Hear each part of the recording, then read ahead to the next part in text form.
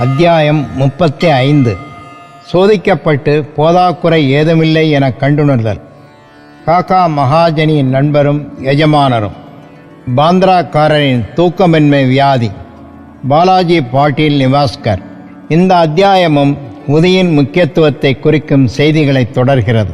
பாபா சோதிக்கப்பட்டு போதாக்குறை ஏதுமில்லை என கண்டுணரப்பட்ட 2 நிகழ்ச்சிகளையும் அது உரைக்கிறது. இந்த நிகழ்ச்சிகளை முதலில் காண்போம். முன்னுரை. ஆன்மீக விஷயங்களில் அல்லது முயற்சிகளில் சமயப்பிரிவு உணர்ச்சி நமது முன்னேற்றத்திற்கு மிக பெரும் தடையாக இருக்கிறது. கடவுள் உருவமற்றவர் என நம்புவோர்கள் கடவுள் உருவமுள்ளவர் என நம்புவது மாயத் தோற்றமே. ஞானிகளும் மனிதர்களே என்று கூறுவது நமது காதில் விழுகிறது. பின்னர் ஏன் அவர்களது ஞானிகளின் முன் தலைவணங்கி தட்சிணைகளும் கொடுக்கிறார்கள்? இதர சமய பிரிவுகளைச் சேர்ந்தவர்களும் ஆட்சேபனைகள் எழுப்பி தங்களது சத்குருக்களை விட்டுவிட்டு மற்ற ஞானிகள் முன் அவர்கள் ஏன் தலைவணங்கி தங்கள் உறுதியான கடப்பாட்டினை செலுத்த வேண்டும் என்று கூறுகின்றனர். முன்னால் இதை போன்ற ஆட்சேபனைகள் சாய்பாபாவை பற்றியும் சொல்லப்பட்டன. இப்போதும் கூட அவைகள் செவியில் விழுகின்றன. சிலர் தாங்கள் ஷீரடிக்கு சென்றபோது பாபா அவர்களிடம் தட்சிணை கேட்டதாகவும், இம்முறையில் ஞானிகள் பணம் சேர்ப்பது நல்லதா என்றும், இம்மாதிரி அவர்கள் செயல் புரிவார்களாயின் அவர்களது ஞானமெல்லாம் எங்கே போயிற்று என்றும் வினவினார்கள். ஆனால் இம்மாதிரி ஏளனம் உரைக்க ஷீரடிக்கு சென்றவர்கள் எல்லாம் அங்கு பிரார்த்தனைக்கு தங்கிவிட்டார்கள். அத்தகைய 2 விஷயங்களை கீழே தரப்படுகின்றன. காக்கா மகாஜனியின் நண்பர். காக்கா மகாஜனியின் நண்பர் ஒருவர் கடவுளை உருவமற்ற நிலையில் வழிபடுபவர். உருவ ஆராதனைக்கு அவர் எதிர்ப்பாளர். வேடிக்கையாக அவர் ஷீரடிக்கு காக்கா மகாஜனியுடன் 2 நிபந்தனைகளின் பேரில் வந்தார். அவையாவன: 1. தாம் பாபாவின் முன் பணியவோ, 2. தட்சிணை கேட்டால் கொடுக்கவோ இயலாது. காக்கா இந்த நிபந்தனைகளுக்கு ஒத்துக்கொண்டார். அவ்விருவரும் ஒரு சனிக்கிழமை இரவு பம்பாயை விட்டு புறப்பட்டு ஷீரடிக்கு அடுத்த நாள் சென்றனர். அவர்கள் மசூதி படிகளில் காலடி எடுத்து வைத்த உடனேயே பாபா அந்த நண்பரை தூரத்திலேயே பார்த்து கீழ்கண்ட இனிமையான சொற்களால் அழைத்தார். கா யாவேஜி, ஏன் வந்தீர் ஐயா? இந்த சொற்களை அவர் உதித்த குரல் வெகு புதிய விதமாக இருந்தது. அந்த நண்பரின் தகப்பனார் குரல் போலவே அச்சாக இருந்தது. அது மறைந்த தனது தந்தையை பற்றி அவருக்கு நினைவூட்டி சந்தோஷத்தால் புல்லரிப்பை ஏற்படுத்தியது. அவரது குரலுக்குத்தான் எத்தகைய வியத்தகு சக்தி! ஆச்சரியப்பட்டு, இது எனது தந்தையின் குரல்தான் என்பதற்கு ஐயமில்லை என்று கூறிவிட்டு உடனே மேலே சென்று பாபாவின் பாதங்களில் தனது தலையை வைத்து வணங்கினார். பின்னர் பாபா 2 முறை தட்சிணை கேட்டார். காலை ஒரு முறையும் அவர்கள் விடைபெறும்போது மாலை ஒரு முறையும். ஆனால் அதை காக்காவிடமிருந்து மட்டுமே கேட்டார். அவரது நண்பரை கேட்கவில்லை. நண்பர் காக்காவிடம் கிசுகிசுத்தார். 2 முறை பாபா உம்மிடமிருந்து தட்சிணை கேட்டார். நான் உம்முடனேயே இருக்கிறேன். அவர் ஏன் என்னை புறக்கணிக்க வேண்டும்? பாபாவையே கேளும் என்றார் காக்கா. பாபா காக்காவிடம் அவர் நண்பர் என்ன முணுமுணுக்கிறார் என்று கேட்டார். அப்போது அந்த நண்பரே பாபாவிடம் தாம் ஏதும் தட்சிணை கொடுக்கலாமா என்று கேட்டார். பாபாவும், உமக்கு கொடுக்க பிரியமில்லை, எனவே உம்மை கேட்கவில்லை. கொடுக்க இப்போது பிரியப்பட்டால் கொடுக்கலாம் என்று பதிலளித்தார். அவர் காக்கா அளித்த இதே தொகையான 17 ரூபாயை தட்சிணையாக அளித்தார். பின்னர் அவரிடம் பாபா சில அறிவுரை மொழிகளை பின்வருமாறு உரைத்தார். தேலியின் சுவற்றை, வேற்றுமை உணர்வை இடித்து விட்டால்தான் நாம் ஒருவரை ஒருவர் முகத்துக்கு முகம் பார்க்கலாம், சந்திக்கலாம். பின்னர் பாபா அவர்கள் புறப்படுவதற்கு அனுமதி அளித்தார். வானிலை மப்பாகவும் பயமுறுத்துவதாகவும் இருந்தபோது பாபா அவர்களுக்கு பத்திரமான பிரயாணத்துக்கு உறுதி கூறினார். இருவரும் சௌக்கியமாக பம்பாய் வந்தடைந்தனர். அவர்கள் வீட்டுக்கு சென்று வீட்டின் கதவு ஜன்னல்களை திறந்தபோது 2 பட்சிகள் தரையில் விழுந்து இறந்து கிடப்பதையும், ஒன்று அப்போதுதான் ஜன்னல் வழியே பறந்து சென்றதையும் கண்டார்கள். ஜன்னலை திறந்து வைத்துவிட்டு போயிருந்தால் 2 பட்சிகளுமே காப்பாற்றப்பட்டிருக்கும். ஆனால் அவைகள் தங்களது விதியை எய்தின என்றும் 3வது பட்சியை காக்கவே பாபா தம்மை அனுப்பியிருப்பதாகவும் அவர் நினைத்தார்.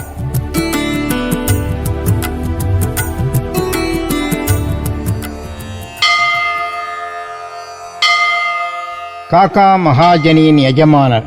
டக்கர் தரம்சி ஜேடாபாயி என்ற பம்பாய் வக்கீலின் கம்பெனியில் காக்கா மேலாளராக பணியாற்றி வந்தார். முதலாளியும் மேலாளரும் நெருக்கமான பழக்கத்தில் இருந்தனர். காக்கா அடிக்கடி ஷிரடி போய்க் கொண்டிருப்பதும் அங்கு சில நாட்கள் தங்குவதும் பாபா அனுமதி அளித்ததும் திரும்புவதும் திரு டக்கருக்கு தெரியும். வேடிக்கையாகவும் பாபாவை சோதிப்பதற்காகவுமே திரு டக்கர் காக்காவுடன் ஷிம்கா விடுமுறையின் போது ஷீரடி போக முடிவு செய்தார். காக்கா உடனே திரும்புவது நிச்சயமில்லையாதலால் அவர் தன்னுடன் துணையாக வேறொருவரையும் அழைத்து கொண்டார். மூவரும் புறப்பட்டார்கள். காக்கா 2 சேர் காய்ந்த திராட்சையை பாபாவுக்கு அன்பளிப்பதற்காக வாங்கினார். அவர்கள் ஷீரடிக்கு உரிய தருணத்தில் போய் சேர்ந்தனர். மசூதிக்கு பாபாவின் தரிசனத்தை பெறுவதற்காக சென்றனர். பாபா சாஹேப் தார்கட் அங்கு இருந்தார். டக்கர் அவரை ஏன் அவ்விடம் வந்தார் என்று விசாரித்தார். தார்கட்: தரிசனத்துக்கு. டக்கர்: ஏதாவது அற்புதங்கள் இங்கு நிகழ்கின்றனவா? தார்கட்: எனது நோக்கம் அதுவல்ல, அற்புதத்தை பார்த்தல். ஆனால் பக்தர்களின் ஆர்வமிக்க பிரார்த்தனைகள் இவ்விடத்தில் திருப்திப்படுத்தப்படுகின்றன. பின்னர் காக்கா பாபாவின் முன் விழுந்து நமஸ்கரித்து திராட்சையை சமர்ப்பித்தார். பாபா அவைகளை விநியோகிக்க கட்டளையிட்டார். திரு டக்கருக்கும் சில கிடைத்தது. அவருக்கு திராட்சை பிடிக்கவில்லை. மேலும் நன்றாக கழுவி சுத்தப்படுத்தப்படாமல் அவைகளை சாப்பிட வேண்டாம் என்று டாக்டர்கள் அவருக்கு கூறியிருந்தனர். எனவே அவர் திகைத்தார். அவர் அதை விரும்பவில்லை, ஒதுக்கி தள்ளவும் முடியவில்லை. சம்பிரதாயத்துக்காக அவைகளை அவர் வாயிலிட்டு கொண்டார். ஆனால் விதைகளை என்ன செய்வதென்று தெரியவில்லை. மசூதி தரைகளில் அவைகளை துப்ப அவரால் இயலவில்லை. எனவே அவரது விருப்பத்துக்கு மாறாக அவைகளை தனது சட்டை பையில் போட்டுக்கொண்டார். பாபா ஒரு ஞானியாக இருந்தால் திராட்சையின் மீது தமக்குள்ள வெறுப்பை அவர் எங்கனம் அறியாமல் இருந்து அதை உண்ணச் சொல்லி அவரை வற்புறுத்த முடியும் என்று அவர் தன் மனதுக்குள் சொல்லிக் கொண்டார். இந்த எண்ணம் அவர் மனதில் எழும்பியதும் பாபா அவருக்கு மீண்டும் சில திராட்சைகளை கொடுத்தார். அதை அவரால் உண்ண இயலவில்லை. ஆனால் கைகளில் வைத்து கொண்டிருந்தார். அப்போது பாபா அதை உண்ணும்படி அவரை கேட்டார். அவரும் கீழ்ப்படிந்தார். அவரது ஆச்சரியத்துக்கேற்ப அவைகளெல்லாம் விதையற்ற திராட்சைகளாக இருந்தன. அற்புதங்களை அவர் காண விரும்பினார். இதோ ஒன்று. பாபா தனது எண்ணத்தை அறிந்து அவரது விருப்பத்திற்கேற்ப விதையுள்ள திராட்சைகளை விதையற்றவைகளாக மாற்றிவிட்டார் என்பதை அவர் அறிவார். எத்தகைய வியத்தகு சக்தி இது! மேலும் சோதிக்க விரும்பி பக்கத்தில் இருந்த தார்கட்டை அவர் எவ்வகை திராட்சை வைத்திருக்கிறார் என்று கேட்டார். அவர் விதையுள்ள திராட்சை என்றார். டக்கருக்கு இதை கேட்க இன்னும் அதிக வியப்பாயிற்று. தமது வளர்ந்து வரும் நம்பிக்கையை உறுதிப்படுத்த பாபா ஒரு உண்மையான ஞானியானால் திராட்சை காக்காவுக்கு முதலில் கொடுக்கப்பட வேண்டும் என்று நினைத்தார். இந்த எண்ணத்தையும் படித்தறிந்த பாபா காக்காவிலிருந்து தொடங்கி விநியோகம் செய்யப்பட வேண்டும் என ஆணையிட்டார். இந்த நிரூபணங்களெல்லாம் டக்கருக்கு போதுமானவைகளாக இருந்தன. பின்னர் ஷாமா திரு டக்கரை பாபாவிடம் காக்காவின் எஜமானர் என்று அறிமுகப்படுத்தினார். பாபா: அவரது எஜமானராக இவர் எங்கனம் இருக்க முடியும்? அவருக்கு முழுமையும் வேறொரு எஜமானர் இருக்கிறார். காக்கா இப்பதிலை பாராட்டினார். தனது தீர்மானத்தை மறந்துவிட்டு டக்கர் பாபாவை வணங்கிய பின்னர் வாதாவுக்கு திரும்பினார். மத்தியான ஆரத்தி முடிந்ததும் அவர்களெல்லாம் புறப்படுவதற்கு பாபாவின் அனுமதி பெறுவதற்காக மசூதிக்கு சென்றனர். ஷாமா அவர்களுக்காக பேசினார். பின்னர் பாபா இவ்விதமாக உரைத்தார். நிலையற்ற புத்தியுள்ள ஒரு மனிதன் இருந்தான். அவன் செல்வம், ஆரோக்கியம் முதலியவை வாய்க்கப் பெற்றிருந்தான். மனோவேதனைகளிலிருந்து அவன் விடுபட்டவனாக இருந்தான். எனினும் தேவையற்ற கவலைகளையும் பாரங்களையும் தன் மீது போட்டுக்கொண்டு மன அமைதியை இழந்து இங்குமங்கும் அவன் சுற்றித்திருந்தான். சில சமயம் பாரத்தை எல்லாம் இறக்கிவிட்டும் சில சமயம் அவற்றை மீண்டும் சுமந்தவனாகவும் இருந்தான். அவனது மனம் ஒரு உறுதிப்பாட்டையே அறிந்ததில்லை. அவனது நிலை கண்டு அவனிடம் நான் இரக்கம் கொண்டேன். அவனிடம், இப்போது நீ விரும்பும் ஏதாவது ஒரு இடத்தில் குறுக்கோளின் மீது உனது நம்பிக்கையை தயவு செய்து வைப்பாயாக. ஏன் இவ்வாறு சுற்ற வேண்டும்? அமைதியாக ஏதாவது ஒரு இடத்தை பற்றிக்கொள் என்று கூறினேன். உடனே டக்கர் அந்த பொருத்தமான வர்ணனை தமக்குரியதே என அறிந்தார். காக்காவும் தம்முடன் திரும்ப வேண்டுமென அவர் நினைத்தார். காக்கா அவ்வளவு சீக்கிரம் அனுமதிக்கப்படுவார் என்று ஒருவரும் எண்ணவில்லை. பாபா அவரின் இந்த எண்ணத்தையும் படித்தறிந்து காக்காவை அவரது எஜமானருடனேயே திரும்ப அனுமதி அளித்தார். மற்றொருவரின் மனதில் இருக்கும் எண்ணத்தை அறியும் பாபாவின் திறமைக்கு மேலும் ஒரு நிரூபணம் அவருக்கு கிடைத்துவிட்டது. பின்னர் பாபா காக்காவிடமிருந்து 15 ரூபாய் தட்சிணையாக கேட்டு பெற்றார். அவர் காக்காவிடம் பின்வருமாறு கூறினார்: எவரிடமிருந்தாவது 1 ரூபாய் தட்சிணையாக பெற்றுக்கொண்டேன் என்றால் அவர்களுக்கு 10 மடங்காக திருப்பித் தர வேண்டியிருக்கிறது. நான் ஒருபோதும் எதையும் விலையில்லாமல் இலவசமாக பெறுவது கிடையாது. சீர்தூக்கி பாராது நான் யாரிடமிருந்தும் தட்சிணை பெறுவதில்லை. யாரை பக்கிரி எனது குரு சுட்டி காண்பிக்கிறாரோ அவரிடமிருந்து மட்டுமே நான் கேட்கிறேன். யாரேனும் பக்கிரிக்கு முன்பே கடன்பட்டிருந்தால் அவரிடமிருந்து பணம் வசூலிக்கப்படுகிறது. எதிர்காலத்தில் கணிசமாக அறுவடை செய்வதற்கே அவர்கள் இப்போது கொடுப்பதன் மூலம் விதைக்கிறார்கள். தர்மத்தை செயல்படுத்துவதில் செல்வம் ஒரு வழியாக இருக்க வேண்டும். இது சுய இன்பத்திற்காக பயன்படுத்தப்பட்டால் அது வீணாக்கப்படுகிறது. நீ அதை ஏற்கனவே கொடுத்திருந்தால் ஒழிய தற்போது அதை பெற முடியாது. எனவே பெறுவதற்கு மிகச்சிறந்த வழி கொடுத்தலேயாகும். தட்சிணை கொடுத்தல் வைராக்கியத்தை, பற்றின்மையை வளர்க்கிறது. அதன் மூலம் பக்தி, ஞானம் இவற்றை விருத்தி செய்கிறது. ஒன்றை கொடுத்து 10ஆக திரும்பி பெறுங்கள். இம்மொழிகளை கேட்டு தமது தீர்மானத்தை மறந்தவராய் டக்கர் தாமாகவே ரூபாய் 15 பாபாவின் கைகளில் கொடுத்தார். அவரது எல்லா ஐயங்களும் தீர்க்கப்பட்டு பலவற்றை கற்றுக்கொண்டார். ஆதலால் ஷீரடிக்கு தாம் வந்தது நன்மையானது என்று அவர் எண்ணினார். இத்தகைய விஷயங்களை கையாளுவதில் பாபாவின் திறமை தனித்தன்மை வாய்ந்தது. இவைகள் யாவற்றையும் அவர் செய்தபோதும் மொத்தத்தில் இவைகளின் மேல் சாராதவராகவே இருந்தார். யாராவது அவரை வணங்குவதோ அல்லது வணங்காமல் இருப்பதோ, அவருக்கு தட்சிணை கொடுப்பதோ கொடுக்காமல் இருப்பதோ, இவைகளெல்லாம் அவருக்கு ஒன்றே. அவர் ஒருவரையும் அவமதிக்கவில்லை. தாம் வணங்கப்படுவதால் அவர் மகிழ்ச்சி அடைந்ததில்லை. அன்றி தாம் மதிக்கப்படாததால் அவர் துன்புற்றதுமில்லை. மாறுபட்ட இருமைகளை, சுகம் துக்கம் போன்றவைகளை அவர் கடந்து நின்றார்.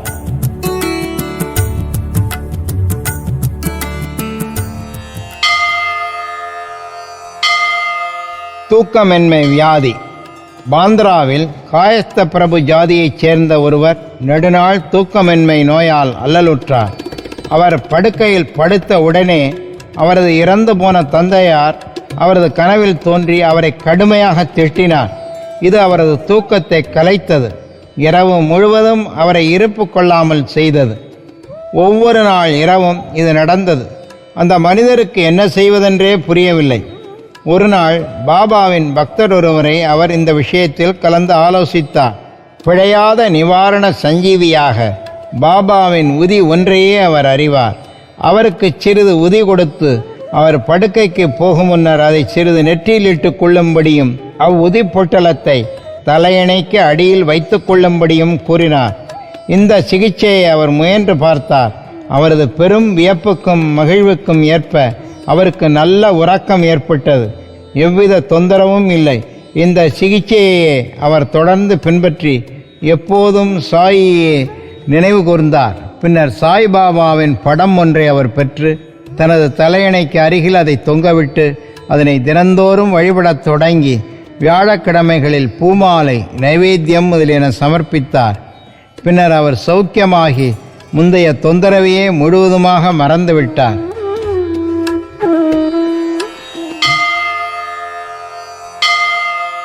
பாலாஜி பாட்டீல் நெவாஸ்கர். இந்த மனிதர் பாபாவின் ஒரு பெரும் பக்தர். மிக மிக சிறப்பான பற்றற்ற பணியை பாபாவுக்கு அவர் செய்தார்.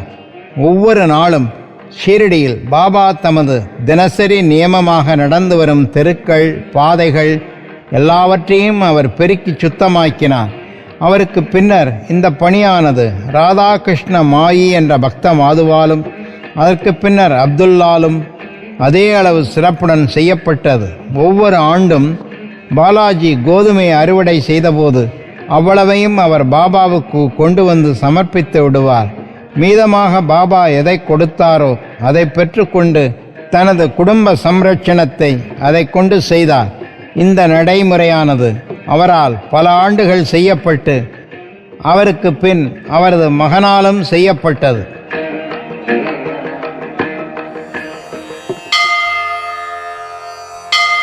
உதியின் சக்தியும் செயல் திறமையும். ஒருமுறை பாலாஜியின் திவசத்தின் போது சில விருந்தினர்கள் அழைக்கப்பட்டு அவர்களுக்கு உணவு சமைக்கப்பட்டது. ஆனால் சாப்பாட்டு நேரத்தில் அழைக்கப்பட்டதைப் போல 3 மடங்கு பேர் வந்துவிட்டார்கள். பாலாஜியின் மனைவி திகைத்து போய்விட்டாள். குழுமியிருந்த மக்களுக்கு உணவு பற்றாது என்றும் அது பற்றாது போகுமானால் குடும்பத்தின் கௌரவம் பாதிக்கப்படும் என்றும் அவள் நினைத்தாள். அவளது மாமியார், பயப்படாதே, அது நம்முடைய உணவல்ல, சாயியினுடையது. ஒவ்வொரு பாத்திரத்திலும் கொஞ்சம் முதியை போட்டு ஒரு துணியை போட்டு மூடி அதை திறக்காமலே அவர்களுக்கு பரிமாறு. சாயி நம்மை இந்த அவமானத்திலிருந்து காப்பார் என்று கூறி தேற்றினாள். அவள் கூறியபடியே செய்தாள். தங்களது வியப்புக்கும் மகிழ்வுக்கும் ஏற்ப பரிமாறப்பட்ட உணவு எல்லோருக்கும் போதுமானதாக இருந்ததோடு மட்டுமல்லாமல் ஏராளமாக மீதமும் இருந்ததைக் கண்டார்கள்.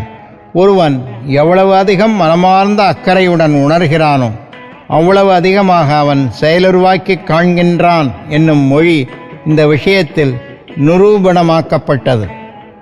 என்னுடைய நண்பரும் பாபாவின் ஒரு பெரிய பக்தருமான B.A. ஷோக்யூல் ஃபர்ஸ்ட் கிளாஸ் சப் மேஜிஸ்ட்ரேட் என்பவர் இதை போன்ற ஒரு விஷயத்தை என்னிடம் அறிவித்தார். 1943 ஆண்டு பிப்ரவரி மாதம் அகமது நகர் ஜில்லாவில் உள்ள கர்ஜட்டில் பூஜை திருவிழாவும் பொதுஜன விருந்தும் நடந்தது. பின்னைய நிகழ்ச்சிக்கு விருந்துக்கு அழைக்கப்பட்டதைப் போல 5 மடங்கு பேர் வந்துவிட்டனர். அவர்கள் அனைவருக்கும் உணவு அளிக்கப்பட்டது. பாபாவின் அருளால் அனைவரும் வியக்கும் வண்ணம் எவ்வித உணவு குறைவும் உணரப்படவில்லை.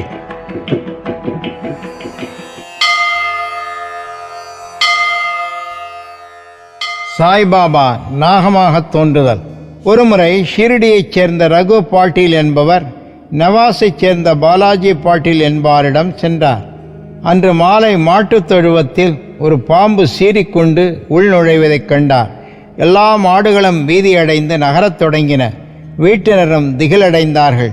ஆனால் பாலாஜி தமது வீட்டில் சாயியே பாம்பாக தோன்றியிருக்கிறார் என எண்ணினார்.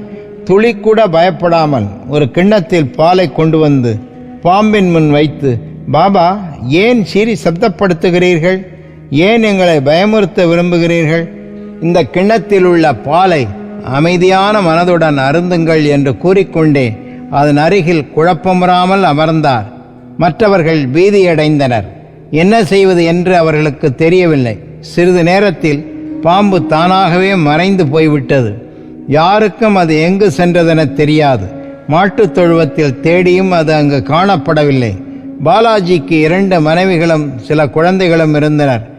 அவர்கள் சில சமயம் நெவாஸிலிருந்து பாபாவின் தரிசனத்துக்காக ஷீரடிக்கு வருவார்கள். அப்போது பாபா சேலையையும் மற்ற உடைகளையும் வாங்கி அவைகளை தமது ஆசிகளுடன் அளிப்பார். கோயமுத்தூரில் இதே மாதிரியாக 1943 ஆண்டு ஜனவரி மாதம் 7ஆம் தேதி வியாழன் மாலை 3:30 மணிக்கு பாபா பாம்பாக தோன்றிய விபரம் சாயி சுதா வால்யூம் 3 நம்பர் 7-8 ஜனவரி 1943 பேஜ் 26 விவரமாக பதிப்பிக்கப்பட்டிருக்கிறது. அங்கு அப்பாம்பு பஜனையை கேட்டது. மலரையும் பாலையும் ஏற்றுக்கொண்டது.